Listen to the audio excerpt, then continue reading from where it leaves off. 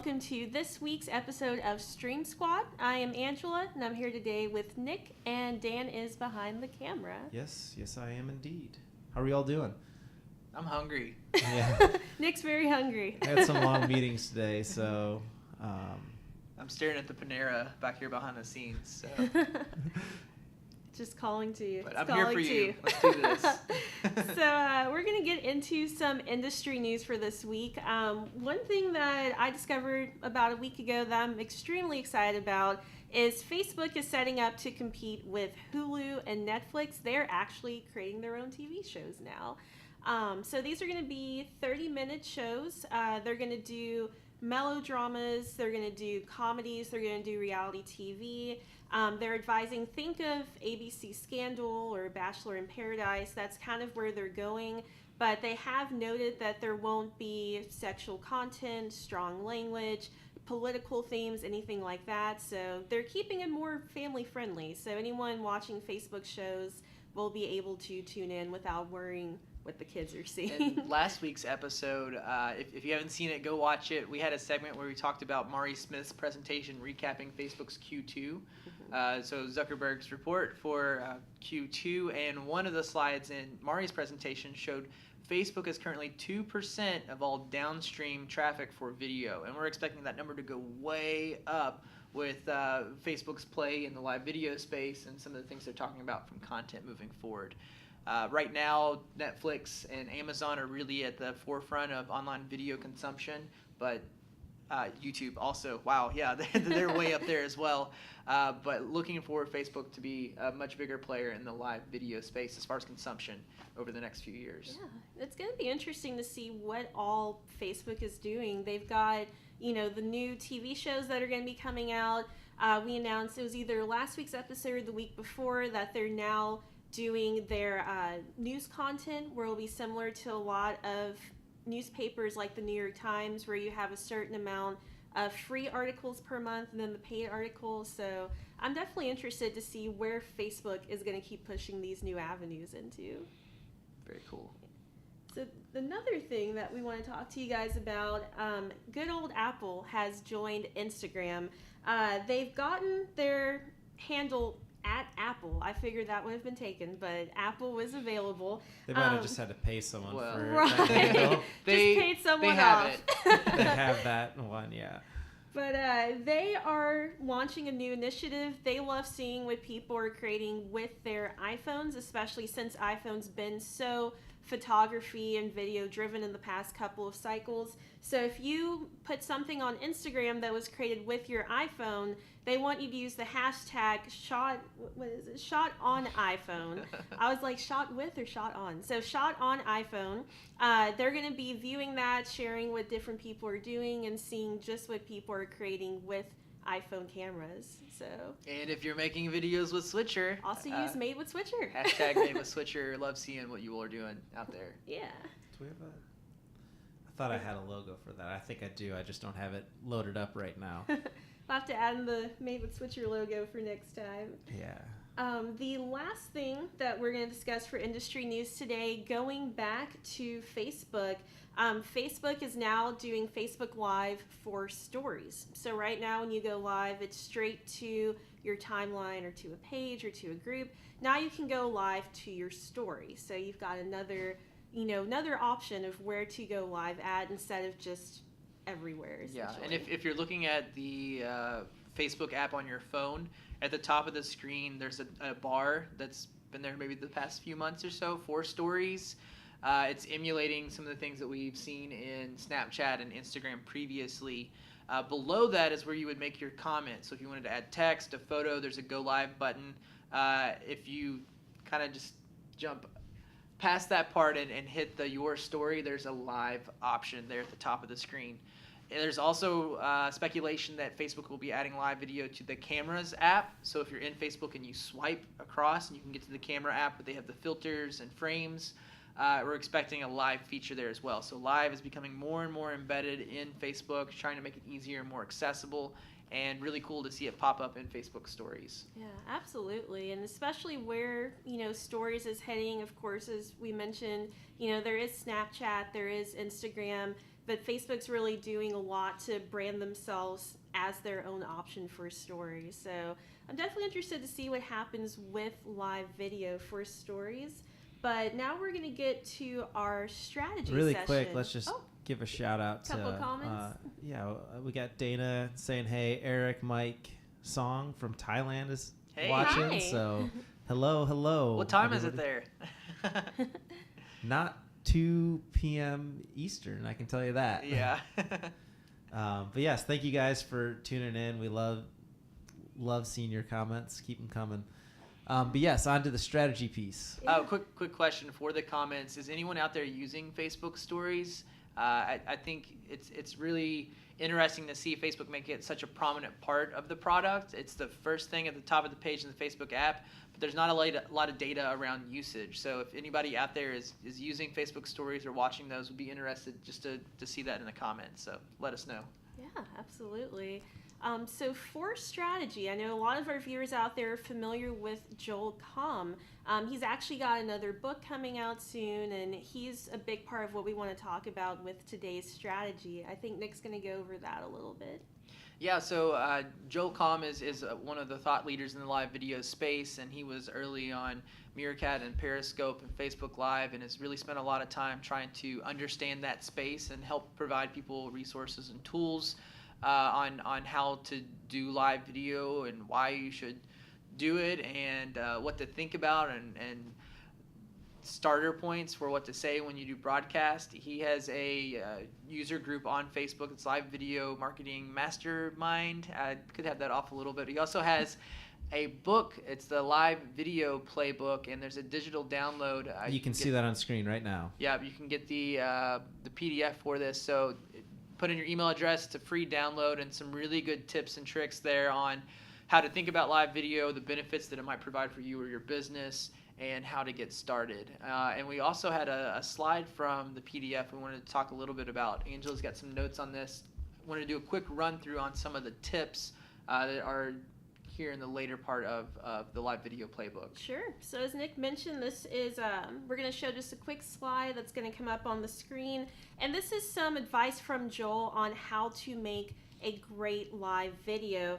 He's got 5 points in the slide that we'll go ahead and talk over really quick. So the first is to choose one theme or point that you want to deliver. Instead of hopping all over the place, making it a video where no one really understands what your main focus is, choose a topic, like how we're here to talk about live video that's in the industry. If you're doing a cooking show, it'd be focusing on cooking. Choose your main point and really hammer that home, and that's going to help you get that target audience. The second point that he wants to make is to grab a sticky note and jot down some talking points. I've got that going on today. I know Whitney and Nick have had them in the past couple of broadcasts as well. And this just helps you to get on, to keep on track, especially if you're doing a very long live broadcast, something that's an hour or so. It's going to be very easy to derail, forget some of your talking points, talk about things you didn't mean to discuss. So having a sticky note will help to keep you on track and make sure at the end of the broadcast you've covered It's your also goals. a good way to prepare for your broadcast. And nothing wrong with spontaneous broadcasting and hitting the button and going live, but if you take just a few moments to think about what you're going to say, the message you want to get across, what your goal is, having those notes can be really beneficial in driving the conversation forward and really getting value out of it for yourself and also for your viewers. Yeah, absolutely. Another point number 3, is to pick an authentic location. We are in our studio right now for live video. If you're doing a live broadcast on music, maybe a concert hall, something like that, pick a location that's going to fit the theme of your live video. It's going to make it seem more professional, more authentic, especially if it's for a certain business. Be on location at that business or at a business's event, and that's just going to drive that point home more. The fourth topic that Joel has mentioned is to think of 3 or 4 questions to ask live listeners. So how Nick just mentioned, if you've done Facebook stories, share those with us. Think of a couple of questions in advance, especially for a newer broadcast. If the comment section is a little quiet, asking those questions is going to get your audience more involved and keep everything going. And you know what I think we should do here? We're going to pocket the fifth one. You all need to go check out this playbook. Yeah. There's way more to this presentation than just this slide here. And there's a lot of value there. It's not super long. It's not going to eat up half your day. Just take a few minutes to read through it, and I think it's a really valuable resource for anyone that's thinking about doing live video or checking it out already. You can see them here on the screen, but be sure to check it out. This is Joel Comm's live video playbook. Did I say that right? And actually, what's the URL? Let's give them the URL real quick. Okay, yeah, let me cut to that right there and get rid of that so y'all can see it a little bit better. It's lvplaybook.com. So it's the live video playbook. So I think you had it right. I think you're doing good, Nick. Good job. All right, and we will drop that in the comments as well, so it's easy to get to. Maybe pin that post so you all can check it out. Also, a quick teaser, Joel Comm is going to be trying Switcher out a little bit more and using it for some of his videos, and excited to have him on board and in the Switcher community. So be on the lookout for some good things to come from Joel Comm. Angela, what do we got next? So next we have what's happening in our user group. As you guys have, heard us mention other broadcasts, we do have the Switcher Studio Enthusiast group on Facebook where people can share tips and tricks and things they've made, but they also share questions with us. And we want to go over two different topics with you guys today. The first is on using the actual adapters from Apple versus using a third-party adapter. I know sometimes it can be tempting to use the third-party ones. They might have longer cables, they might have thicker cables. A lot of times they're cheaper. I've seen some for about $5, but they can pose a problem when you guys are trying to use them to connect different things together for your live video. And I think Nick's got some examples over on the couch. Here, I can kind of talk to this one a little bit. People were talking about how to set up the Ethernet over using Switcher and using the Ethernet or router. Yeah, so let's back up on that a second. For anyone that's new to Switcher, you can do multiple cameras with iPhones and iPads. They have to be on the same local Wi-Fi network. We do have some users that have been doing this a while or have big productions or wanting to kind of kick it up a notch and are looking at some solutions where they can do wired Ethernet. So rather than having all of the devices work over Wi-Fi, they can actually do a physical connection with Ethernet cables on their local network to get things going. And so there's a lot of different options out there and a lot of different versions of these accessories, but we typically recommend Apple's official dongles and adapters just because we know that they're going to work. So that just wanted to tee things up. Switcher works over Wi-Fi. Have some users that are wanting to know more about Ethernet, and that's what we're going to talk about. Yeah, so the Ethernet thing and I know we ran into that the first time we tried to do the power over Ethernet and set up Switcher with Ethernet connection. We had not Apple official Ethernet to USB adapters, and it didn't work. Nick, do you want to go over quickly how you set up the Ethernet? Yeah. I think you got all the adapters there, right? So we can go over that, and then we can maybe talk about some of the different charge cables that we have over there and some of the other power bricks, because that's the other big thing is to do Ethernet, you need it to be powered.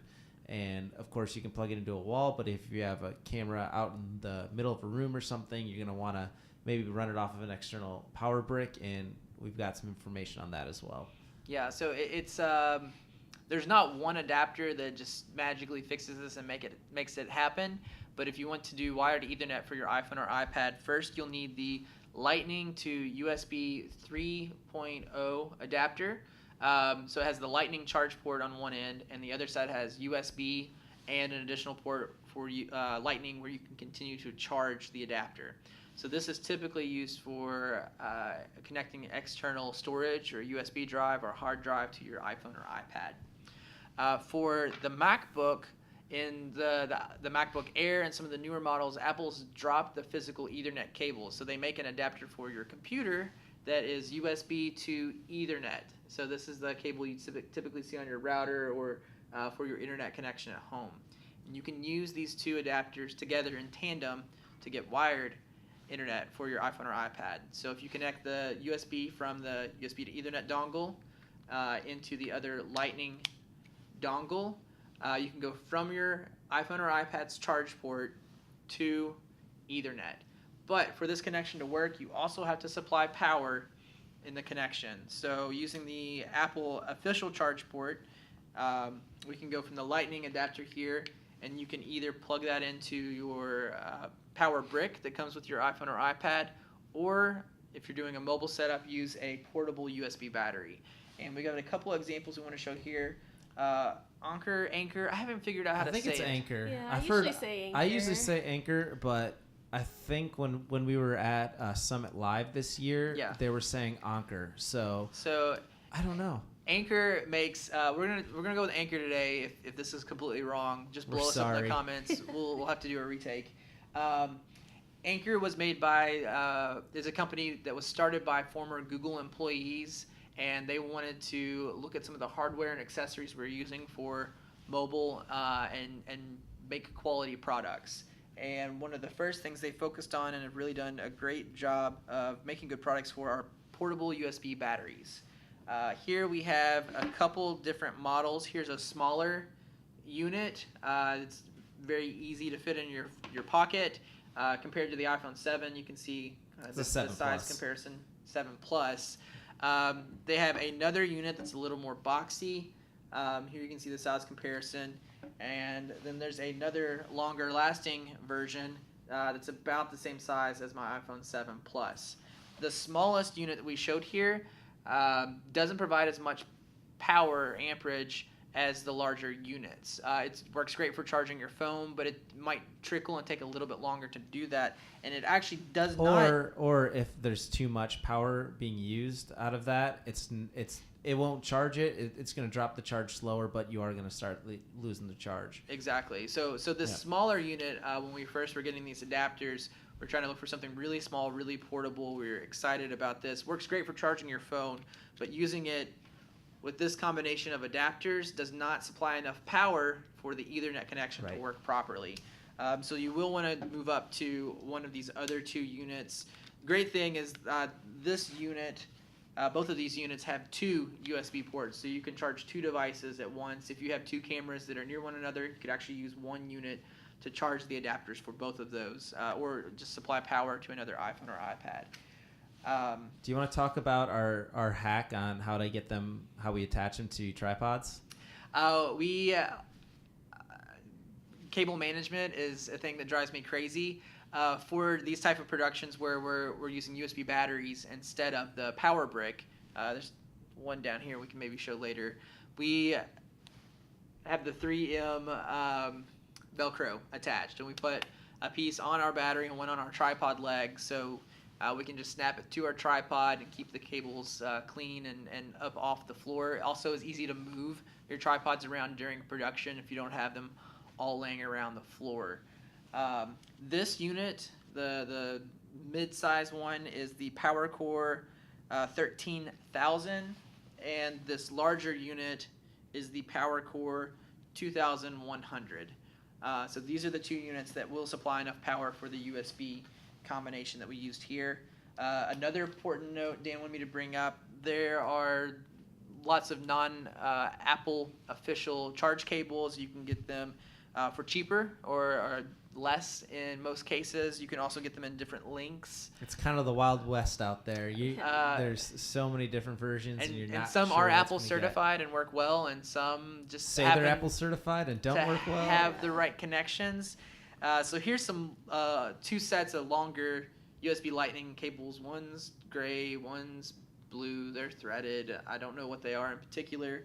They work great for charging devices. They work great on the first use. Sometimes they break or they don't last as long. The gray one there, power. The gray one there actually does provide enough power for us to do the powered Ethernet, and the blue one doesn't. We have a bunch of the blue ones. We have a couple of the gray ones. Like I don't remember where we got them from, so I can't like recommend which ones they are. But so yeah, the takeaway here is there are a lot of accessories for iPhones and iPads. There's a lot of different hardware out there, and for the most part, they say they're going to do what they say they do. But when you're doing unique setups or you're doing something that's mission critical and really needs to work, we found the most success with Apple's official adapters, and those are the ones that we're going to recommend and support. There will be things that are posted in the user group that other people test and try, and by all means, if someone else vouches for it and it works and you're going to save a few bucks or it works better, check it out, give it a shot, but keep your receipt in case you have problems. Something else we saw pop up in the user group recently, Anker, the same company that makes these batteries, makes a USB multi-port charger that also has Ethernet that maybe works with Switcher in this setup. We haven't tried it. Full disclosure, Nick, I saw that and I bought one, so we'll try it out for the next stream. Coming soon. I'm excited. It looks really cool. I saw it. I'm like, even if it doesn't use Ethernet, I can still charge every. Yeah, I'm gonna get one. So we'll have one for the next stream we'll let you know. So it's impossible for us to test everything that's out there because there are so many options. But we do try things out, and we're keeping our ear to the ground. And if you all have suggestions, we'd love to hear them and see what you find. So just want to do a quick overview on the Ethernet Lightning adapters here, and it's a great way to really have a solid switcher production if you don't want to rely on Wi-Fi. Even if you just do it for the main device, it frees up a lot of bandwidth on your local network, and you can compare other devices over your Wi-Fi. WWE was using a similar workflow when they were doing some testing with Switcher a few months back. And if you want to hardwire every camera or do a hybrid setup where some are wired and some are on access points, you can get creative and really set up your network configuration for what works best for you in whichever setting or environment you're in. There are small home routers that work really well for Switcher, but if you go into a big venue or you have a big event, there's a lot of people. If you're trying to cover a football stadium, your networking needs might be different. And so this is one good solution to help in those types of situations. Real quick before we go on to our... Thank you, Nick, for that overview. That's exactly what I was thinking as well. Pull it out, put it on YouTube. Yeah. A couple of things from the comments. Paul says it works, but keep your receipt. I'm guessing that's the new Anker thing we're talking about. And then Dana said, we have 4 cameras on the move at shows we broadcast live and learn really quickly. We need those good battery packs. Yeah, especially if you're using like the small ones like the iPod Touches. Those will drain batteries pretty fast, but if you have an external battery attached to it, it's really good. Then the last 2 comments we had there were Maximilio and Brendan say hey. And speaking of Brendan, I think that's moving to our Made with Switcher. Yeah. Take it away. So we always do our hashtag Made with Switcher segment where we showcase a different user's production each week. This week we have user Brendan Doyle. He did a TED Talk over being inclusive in the workplace and how that can benefit any kind of work environment. I think we have a small clip of we that do, to show. right to your right on screen right now. You can Awesome. see. So I've clipped this up a little bit, so it's not exactly, but you can kind of get an idea. If you want to see the whole thing, I think he shared the link in the user group, so you can check that out there. But Dan, do you want to talk a little bit about what was special about this broadcast and some of the things that we noticed just in how they prepared? Brendan, if you're still in here, excellent job, my friend. Yeah, like it we was loved really it. good.